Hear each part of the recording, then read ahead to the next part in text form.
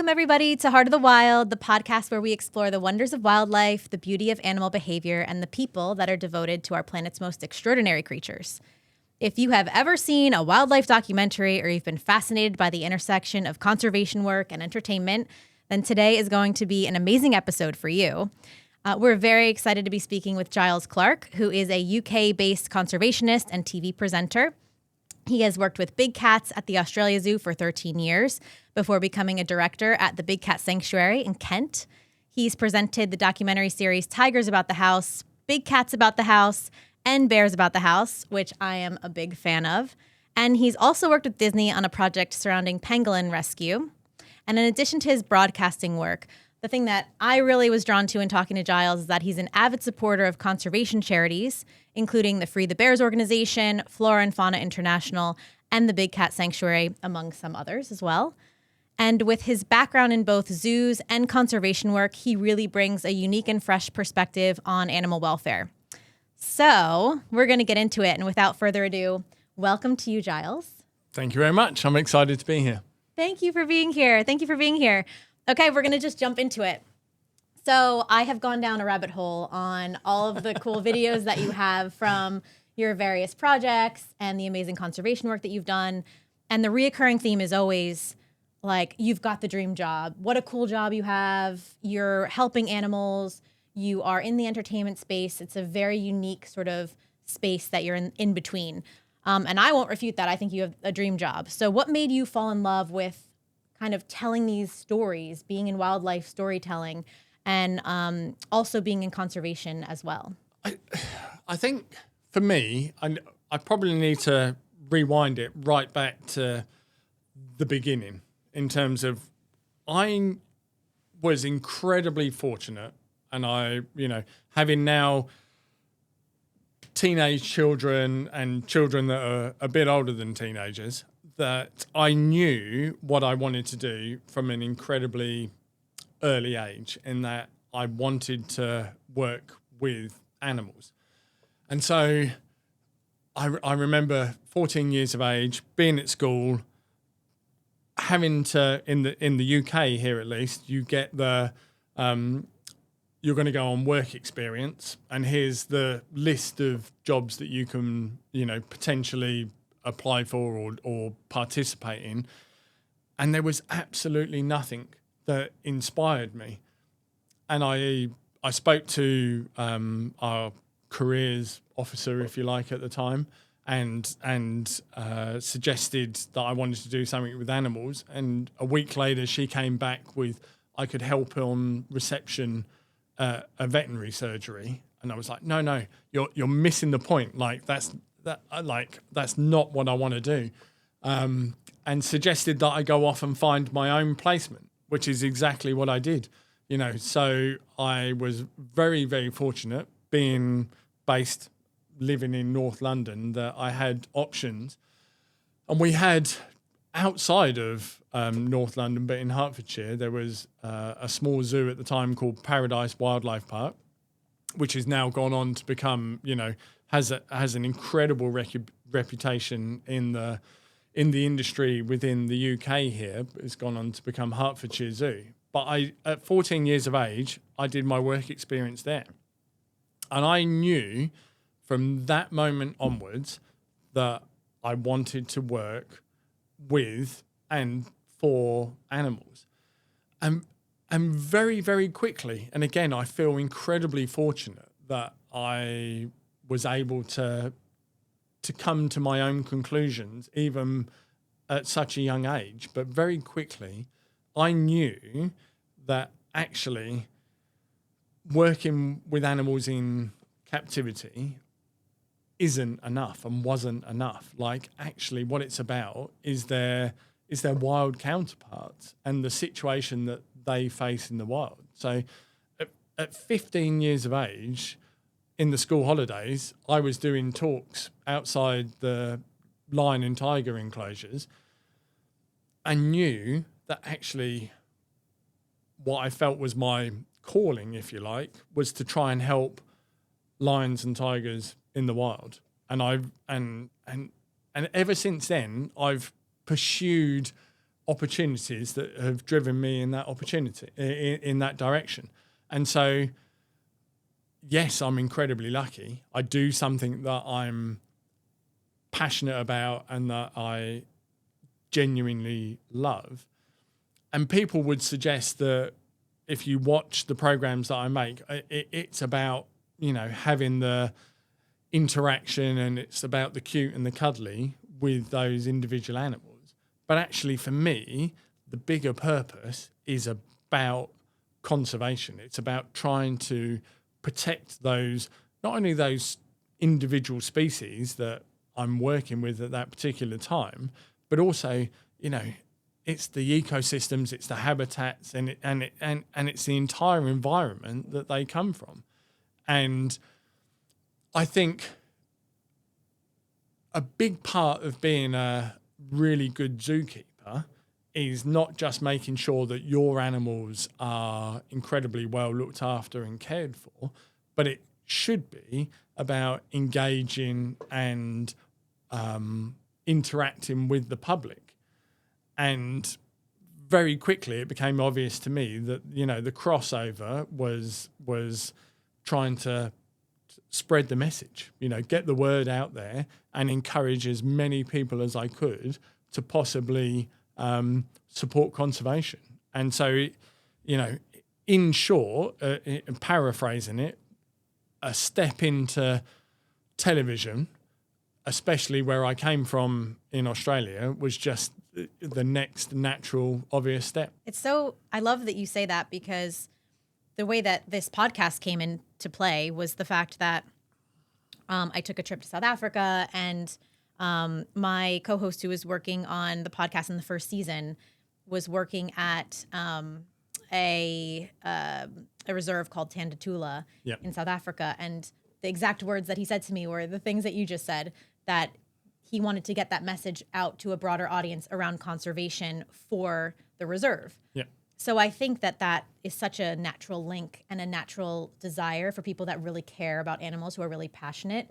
The thing that I would love to talk to you a little bit more about is there's such a moral and ethical sort of feeling towards zoos. Dilemma.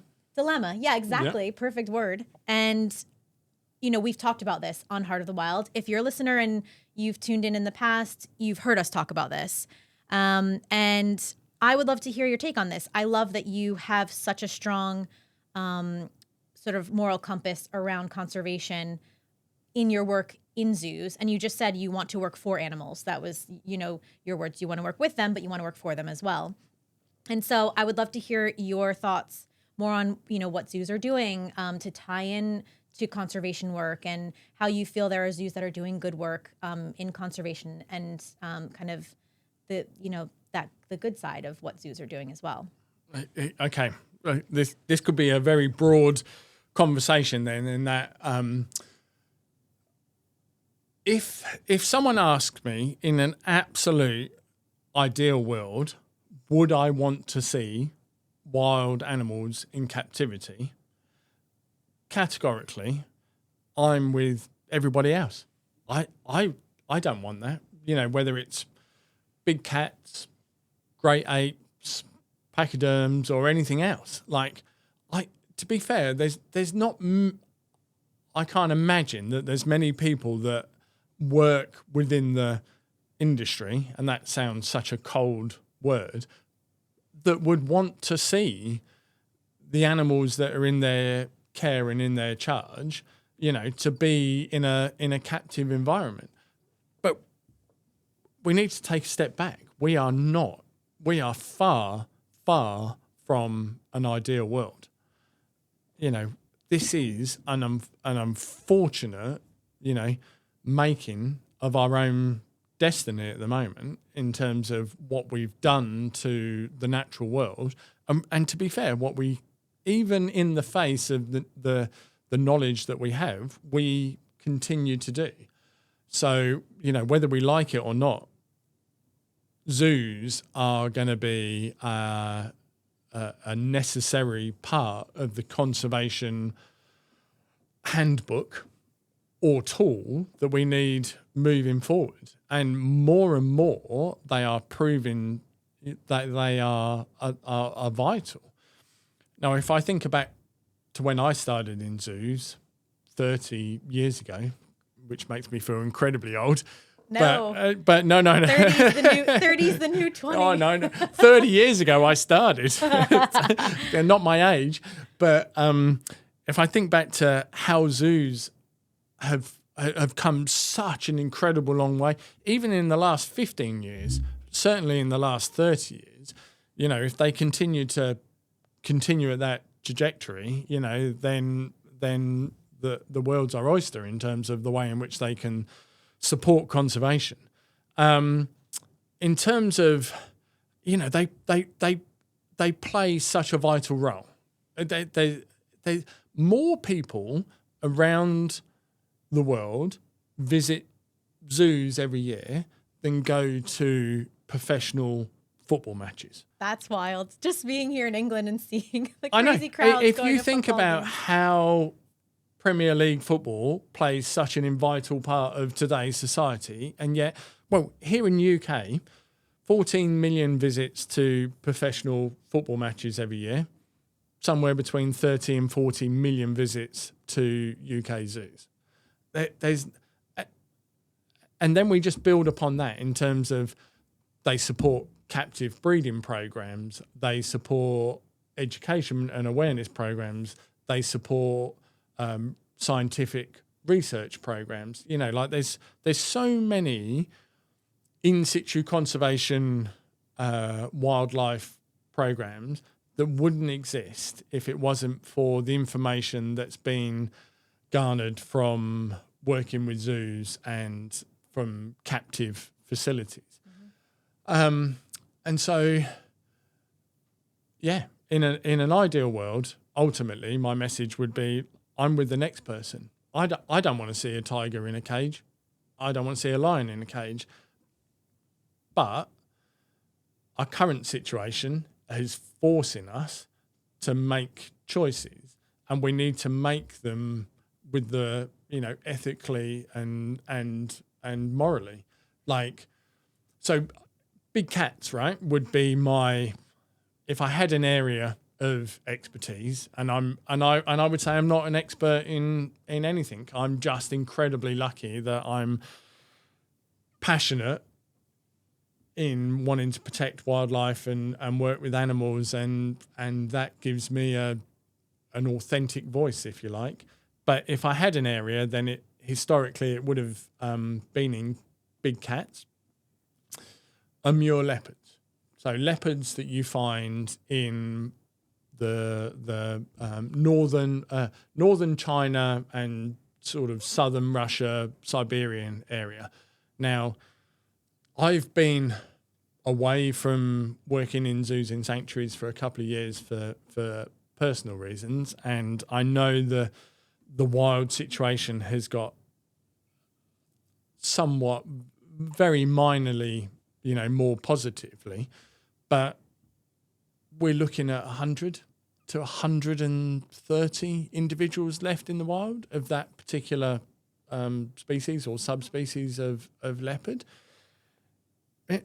It's going to only take some disaster or some situation to potentially completely wipe them out, whether that's disease or a huge increase in poaching or whatever the case may be. But we're looking at somewhere between 100 to 130 individuals left in the wild. If we didn't have a captive population with a responsible breeding program, then we could be talking about the Amur leopard in the same way as we talk about the dodo. They would be gone and gone for good. And so whilst having leopards in zoos and in captivity is not ideal, until we fix the in situ situation, unfortunately, for me, it's almost like an evil necessity. Now, when I'm at the Big Cat Sanctuary and I'm giving presentations, if I can stand in front of the five, or in the past, the five Amur leopards that we used to have at the sanctuary, and I can drive people towards wanting to support the conservation efforts, as well as us obviously looking after those individuals in captivity, then it partly for me justifies why we have them in that situation, and that's always been the only reason I can justify doing what I do and having the animals that I've historically had and looking after them in captivity is if we are doing everything we possibly can to try and keep them alive and thriving in the wild. I think that's a really honest answer, and I think it's a really authentic answer. So Thank you. I appreciate that. One of the things that really struck me when I was watching some of your shows and some of the videos on YouTube, I encourage everyone listening to check out some of Giles's clips on YouTube of the various shows when he's taken in Sumatran tigers, for example, which I think speaks to exactly what you're talking about in making sure that we're protecting a species that is, on the brink of extinction and really needs to be cared for in a critical manner, is that you are just so close to these big cats and, what we've deemed in my experience to be dangerous and a bit scary, and your ease with them and your sort of understanding of their energies, I think is just so incredible to see. So I wonder what that's like, and if what we see on film and on camera is exactly what you're experiencing behind the scenes when these animals are living in your home or they are being cared for by you in any capacity. Is there anything like behind the scenes that we're not seeing? And what is it like to be that close? I would say, first and foremost, no. There's nothing going on behind the scenes that I'm not completely open and honest about. Now, again, I think I've alluded to the fact that it's been a few years now since I've and it was just a natural progression in terms of my personal journey and things that I've had going on and opportunities that I've pursued. But if I step back and we look at the situation very specifically in terms of the individuals that you're talking about at Australia Zoo, but that was no different from what I did at the facility before I was in Australia called Tiger Island, or, back in the early and mid 90s at what was then Paradise Wildlife Park.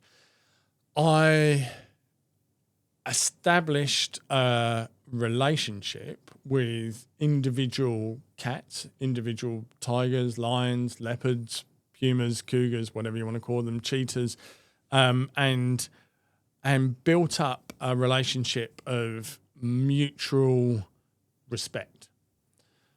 But at no point did I ever think or ever suggest or communicate that those animals were anything other than what they were, which is ultimately still wild animals. Those tigers were still tigers. They were still wild animals. I built up a relationship with them on an individual basis that at the time I felt really allowed me to give them a expanded quality of life, and whilst at the same time allowed me to, and there's no other way of putting this, allowed me to engage the audience that would come to the zoo in a much, much more constructive, interactive way that allowed for a much greater level of education, awareness, and ultimately, and and I've got criticised for this before, and I'm sure I'll get criticised in the future, but it's about trying to generate, for me, direct support for conservation. So, and there's lots of, we could have a whole different discussion about the ethics and the morals in terms of what I did and how I did it, etc. But, we should look at how many tiger reintroduction programs are there currently going in terms of captive tigers from zoo populations? None. I think, and just correct me if I'm wrong, because we've talked about this in the past on the podcast, that is because once a big cat is handled by a human, they can't be reintroduced. They don't have the capacity to survive in the wild. Is that correct? Yes and no. I would say yes and no. I think there's been some very, very few examples where it's potentially possible. It's immensely intense, resource intense. I don't think it's completely possible, but there's a whole range of other considerations that we need to take into consideration, under the current circumstances. We talk about we need to reintroduce tigers back into the wild. Well, try and find areas at the moment, and this is part of the problem. Try and find areas at the moment that are suitable for reintroducing tigers back to the wild that currently don't have tigers, because it doesn't exist. Or they're very few and far between, and we're talking about individuals, not populations, right? The same with lions, same with any of the other big cats. And people talk about reintroducing big cats in the same way as we've reintroduced these species of herbivores or these species of birds of prey or what have you. Difference with big cats and most of the other species is that when we talk about conflict with humans, big cats will kill and potentially eat people. You don't get that with herbivores. You don't get that with other species, and that shouldn't be the only deciding factor. But also, the one thing that I often feel like I need to correct when people say, "Oh, it's because they're born in captivity and mum hasn't taught those individual cubs." And I always get this sort of smirk and a quirk on my face. I have this weird little, a personal image in my head of a mother tiger stood on the edge of the forest with a whiteboard and a pen and a whole bunch of cubs sat around going, when we teach our cubs, mums don't necessarily teach. Mums allow the cubs to have opportunity. If we want to talk about the ethics of captivity, it's about giving those individuals the potential to experience opportunities, which captivity significantly denies, as we know, for various reasons. So mums don't necessarily teach cubs. Mums allow the cubs to have opportunity to experience and learn for themselves. So there's various reasons as to why, when we talk about introducing incredibly large, potentially dangerous carnivores, reintroducing them back to the wild hasn't worked on a large scale. And at the moment, I can't see, potentially working. There's certainly examples, wolves in Yellowstone, Iberian lynx in Portugal and Spain and what have you, where we've had carnivores reintroduced, but it's a different set of circumstances than taking a whole bunch of zoo-born individuals, whether they're captively raised by humans or captively raised by mothers. That's a different set of situation and scenario to some of the other reintroduction programs. And so when I look back in terms of it's twofold for me. It's twofold. How can I make sure that I give the individuals that are in my care, those tigers, those lions, those cats, how can I make sure that I've given them the best quality of care that I can in terms of welfare? But just as importantly, it's how can I make sure that those individuals have helped me and the institute that I'm working with or for or what have you, generate the absolute most that I can for supporting conservation. So I go back to, and I use this example at Australia Zoo. And we had, this is back in the mid, again, showing my age, noughties, whatever that stands for in terms of the mid 2000s. But I was at Australia Zoo and we were had a very different approach. I had a hands-on approach. So myself and the staff that I was privileged to oversee and work for had a hands-on approach with our tigers at that particular time. And so is that not the case anymore? I haven't been involved for a long time at Australia Zoo, and so I don't necessarily think that they have that policy with all of their adult tigers now. Okay, but that's what I did at that particular time, and the best. When we talk about safety as well, it's about consistency. So it's about frequency and it's about consistency. So if you've got a tiger that's habituated for interaction 5 minutes a day, the chances of you having an accident or something going wrong is greatly increased as if you're hanging out with that tiger 8 or 9 hours a day, because of the familiarity, the bond, the relationship, the training, everything that goes into maintaining that level of connection, if you like, with that individual. But going back to my original point, we had a university in Australia look at not the tigers, not the handlers, but actually how the visitors interacted outside the enclosures. So they took a very good reputable zoo in Australia that had a tiger enclosure, and then they took what we did at Australia Zoo, and there was another facility called Tiger Island that was a couple of hours down the road.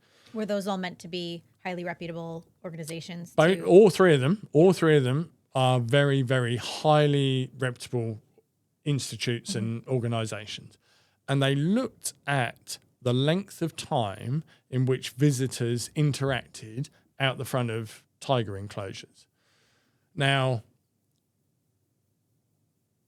if I told you that the average length of time for a visitor out the front of what I would call a normal tiger enclosure, so like a hands-off, static, there's various ways in which we could describe it, but a normal tiger enclosure was less than 90 seconds. So less than a minute and a half.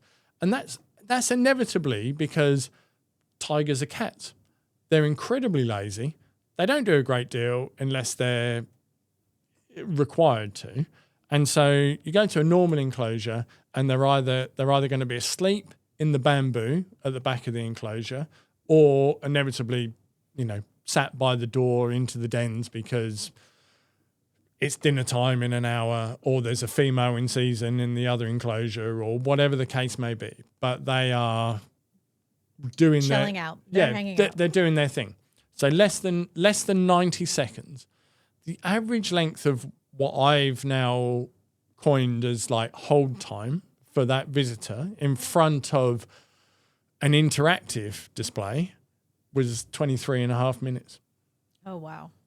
23 and a half minutes. Now you could break that down. There's definitely some and again, my personal opinion, there's definitely some freaks in there that are thinking, I'm going to watch this as long as I can because I might see someone get hurt, bitten, Like, scratched, yeah, or jumped who's gonna on or get whatever. Yeah, what's going to potentially happen eaten? here? Yeah.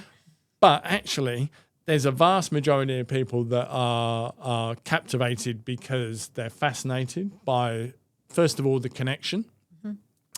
But what it allowed me to do, but also, more importantly, the team of handlers and keepers that I worked with, was to communicate with people, and you would start off by, oh, what's its name? How old is it? How many stripes does it have? All of those. But very quickly you'd be like, actually, these are Sumatran tigers. These are not like the normal tigers that you see in captivity or whatever the case may be. There's only 500 of these left in the wild. And we work with this project and it costs this much and it's and all of a sudden you're driving people towards wanting to, they become interested and they want to become engaged and they want to know how they can contribute and how they can make a difference. And that's something that I'm immensely proud of, is that we could allow. Now, I would never suggest that therefore the way of the future is that every zoo that has tigers suddenly starts having a program where they think that because it wouldn't work and it's incredibly resource intense and you need a certain amount of expertise and knowledge that goes along with it. But it worked for me, and it can, and I can still, and even though I don't do it anymore, I can stand by it. And what it's allowed me to do is to gain a profile, gain a reputation, gain experience that I can now transfer onto other programs and other situations that I'm equally as passionate about. To me, I think people get really invested when they are more educated about something. So when you're educating them about a particular animal, they get more emotionally invested. Then they're more apt to invest financially and help from a conservation perspective. So that is such a perfect example of all of that taking shape and makes perfect sense to me. When you were doing that work, and we're almost out of time, so I want to talk more about so many different things with you, so we'll have to have a part 2. When you're doing that work, do you feel like that is what set you up really nicely to be in a bigger sphere and talk more broadly with a bigger audience about animals and ultimately get into the entertainment space to have your shows? Were you kind of pulling the same levers and kind of using the same muscles, I guess, in talking about the animals that you were working with on screen as you were sort of in the zoos? Did that set you up? 100%. It allowed me. So I never set out. Genuinely, I never set out to become a TV presenter, personality, however you want to frame it, influencer. I don't know, and make all of those terms make me feel deeply uncomfortable. Historically, I've been someone that cares for animals in captivity. My career was being a zookeeper. Yes, I've gone on to become a curator and a director. But going back to my original point, actually, 50% of that is telling the story. I feel personally, if I had any skill, it's that I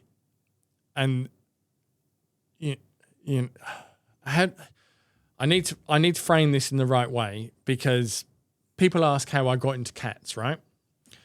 And I was brought up around cats, like domestic cats. Domestic cats. My very first memories are of being a toddler, and I remember my mum having cats.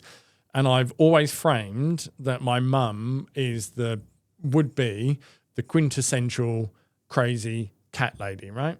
I love that for her. And I love a cat lady. But at the same time, and I've been around many people that I would frame as being slightly unhinged in terms of like they think that they have a connection with wild animals. And I think to myself, oh my God, like you are on a crash course to, Crazy town? Yeah, crazy, either crazy town or becoming seriously hurt or both. But on a serious note, I feel like I do have the ability.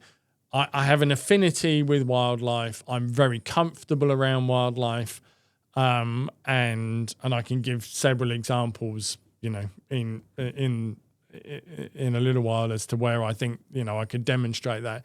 But I have an affinity with wildlife that allows me to build a bond very quickly. I think, as far as an audience is concerned, they see that bond is genuine. They see that it's authentic.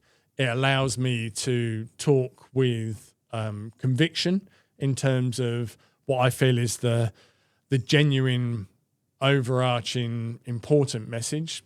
Conservation, protecting these animals in the wild, giving them opportunity, etc., etc., etc. And so, that very first as I said, I genuinely never set out to do anything else other than look after animals and make sure that I do that in a way that supports conservation. But take my first series, for example, Tigers About the House. So I was based at Australia Zoo, most successful privately run zoo in Australia. At that particular time, we were getting hundreds of thousands of visitors, near on 1 million visitors a year to Australia Zoo. Now, if I spoke 10 hours a day, 7 days a week, out the front of my tiger enclosure or in my tiger enclosure, and knowing that we had 1 million visitors a year, I'd be lucky if I touched half of those. And out of that, I don't know what the percentage would be in terms of who would take the message away and want to action doing anything beyond just like, oh, there was this guy, had a tiger stood up against the glass while he was giving it a drink of milk or a tidbit of meat or, whatever the scenario is, but then they've forgotten about it. So, but 1 million people a year would visit, or nearly 1 million people a year would visit Australia Zoo. I did the series with the BBC, Tigers About the House. Our very first episode got over 3 million views. Our very first episode. And it's been on multiple regions around the world. And it's been on, I don't know how many times over the last 10, 11 years on repeat in the UK alone. Hundreds of millions of people have got the same message from watching Tigers About the House than exactly what I was trying to achieve at Australia Zoo. Bless you. Thank you. But beyond that, it's not only that. It's this weird and I totally get it. I'm not trying to be anyone else other than me. And when we talk about natural history documentaries or series or what have you, there are some absolutely phenomenal, incredible series out there now. There's so many platforms. 12 years ago, it was the BBC. If you look now, it's the BBC Natural History Unit, it's Netflix, it's Sky, it's Apple, it's all the rest of it. The vast majority of them are, for me, and again, I can imagine that this will garner some criticism. The vast majority of them are preaching to the choir. If you're interested in wildlife conservation, if you're interested in wildlife, if you're interested in the natural world, you're going to watch it. if you're not, if you're interested in reality TV or quote unquote EastEnders or Love Island or what have you, you're not tuning in. What audience do we want to try and reach? And I think what initially I did was help to bridge a gap. There were plenty of people. Well, again, going back to when that first series came out, I was flabbergasted, genuinely floored by the hundreds, if not thousands of messages I've got saying how much they love tigers. Tigers were their favourite animal, but yet they didn't know that they were endangered or approaching extinction. And for me, who from 14, 15 years of age has done nothing else other than think about we're about to lose a tiger in the next decade or generation or what have you, it seems unfathomable.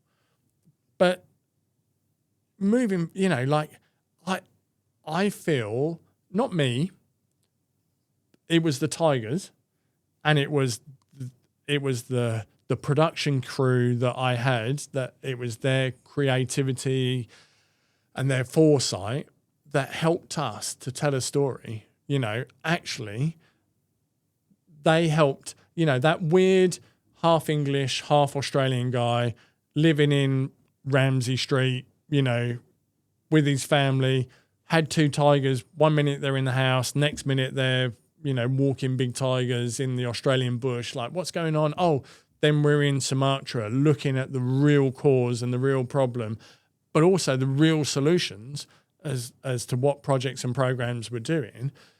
It captured and captivated an audience. And I've just tried to take that model and expand on that as I've gone off and done, other species and other series and other programs. And I've taken that experience, and each time I've been lucky enough to enhance the conservation content and the conservation component more and more and more.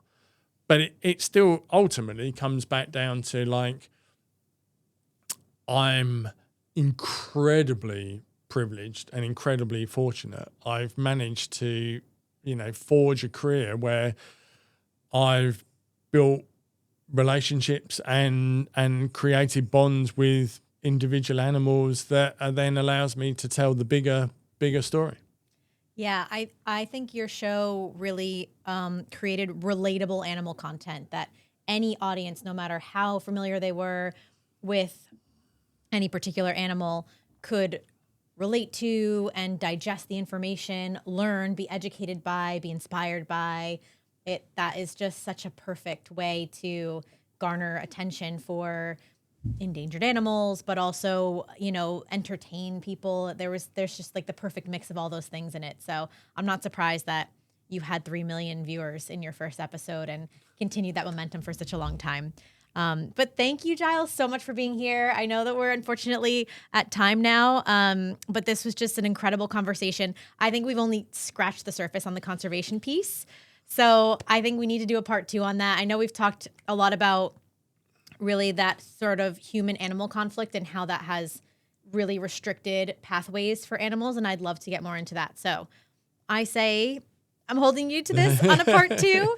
And my favorite segment now is going to be when we try to stump our guests into guessing an animal sound.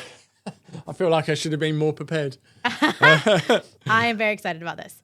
So without further ado, I'm going to see if Giles can guess this sound. Here we go.